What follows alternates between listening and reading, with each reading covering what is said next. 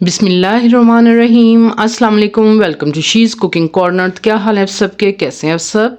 तो जी आज जो हम अपने किचन में रेसिपी बना रहे हैं वो रमज़ान मुबारक के हवाले से है। पापड़ी की रेसिपी है जो देर तक जो है क्रिस्पी रहेगी।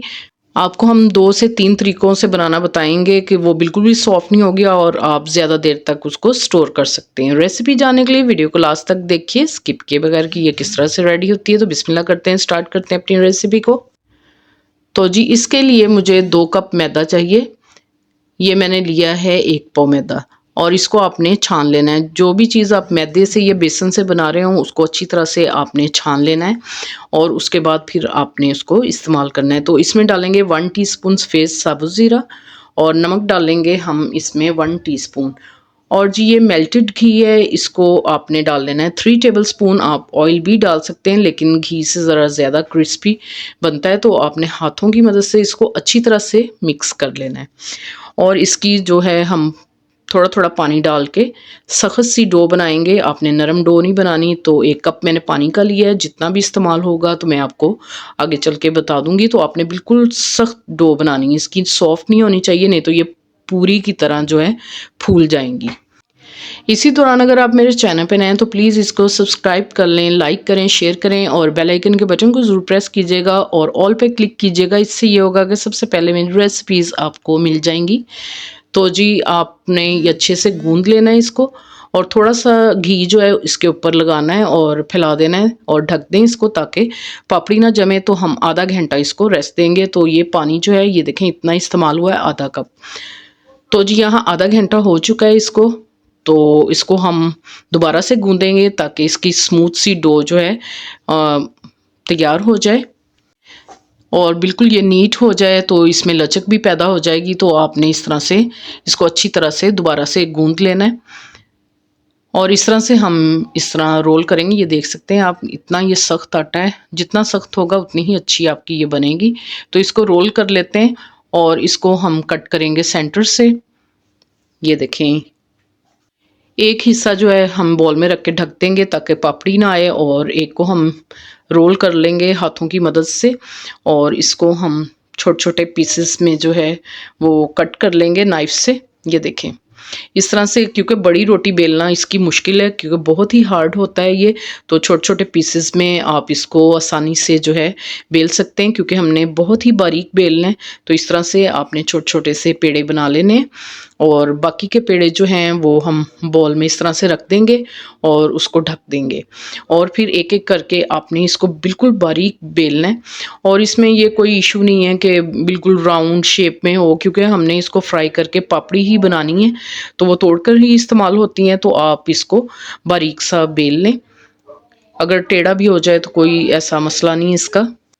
तो इसको आपने बहुत ही बारीक बेलना है और इस पे कोई भी आपने जो है मैदा वगैरह डस्ट नहीं करना।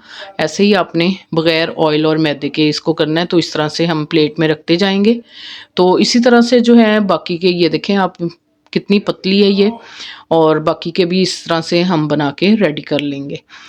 तो जी ये तो हो गया एक तरीका और दूसरा तरीका मैं आपको बताऊंगी।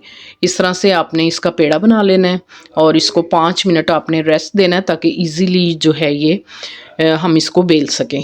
तो आपने इसकी मोटी सी रोटी जो है वो बेल लेनी है, क्योंकि ये जो है बड़ी रोटी इतनी बारीक नहीं होती। तो ये मोटी सी रोटी आपने इस तरह से बेल लेनी है, ये देखें आप।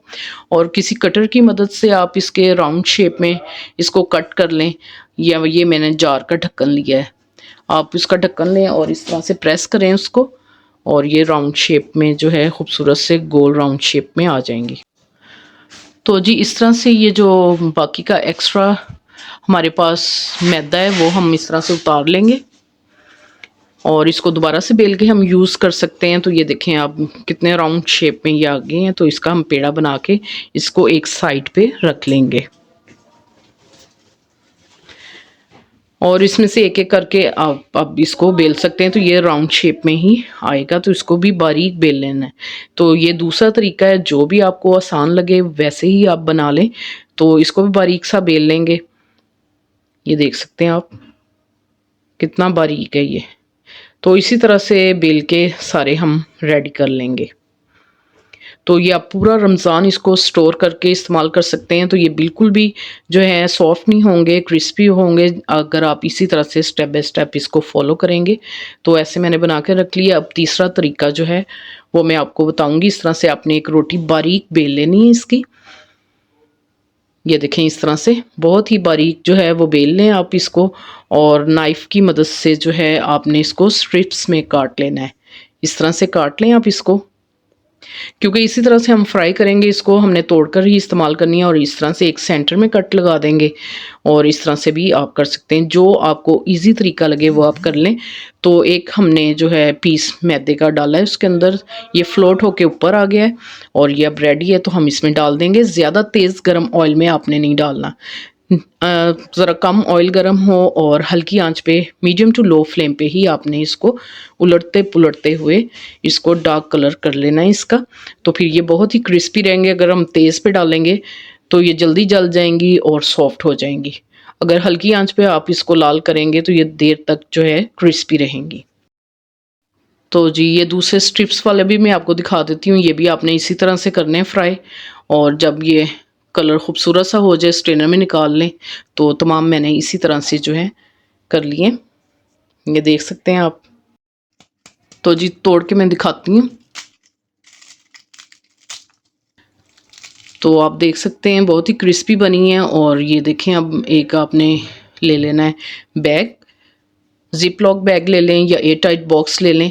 उसमें बिल्कुल भी पानी नहीं होना चाहिए। तो इसको आप स्टोर करके पूरा महीना इस्तेमाल कर सकते हैं। फ्रिज में आपने नहीं रखना इसको, किचन में किसी भी कैबिनेट में खुशक जगह पे रखें तो आपकी ज़बरदस्त। आप इसको चना चाट में इस्तेमाल करें, आप इसको दही भल्लों में इस्तेमाल करें तो बहुत ही क्रिस्पी मज़ेदार बनेगी ये, और आपकी डिश को चार चांद लगा देगी। खाने में भी मज़े की लगती है ये। तो ज़रूर ट्राई कीजिएगा इस रेसिपी को। अगर मेरी वीडियोस आपको अच्छी लगती हैं तो लाल सब्सक्राइब के बटन को प्रेस कीजिएगा, साथ में बेल आइकन ऑल पे प्रेस कीजिएगा। इससे ये होगा कि सबसे पहले मेरी रेसिपीज़ आपको मिल जाएंगी। Thank you for watching. Next video तक के लिए अल्लाह हाफिज़।